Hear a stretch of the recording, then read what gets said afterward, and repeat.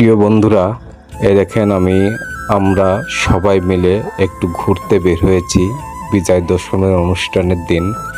তো আমি সামান্য একটু ভিডিও করলাম যে আমরা যাচ্ছি ওখানে বিজয় দশমীর যে অনুষ্ঠানটা চলবে ঝিনাইদহ ওভারব্রিজের নিচে ওই নদীর ঘাটে।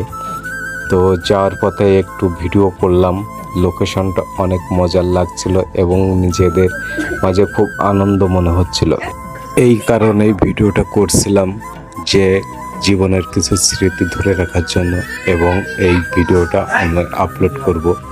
তো বন্ধুরা, ভিডিওটা কেমন হয়েছে অবশ্যই আপনারা কমেন্টে জানাবেন।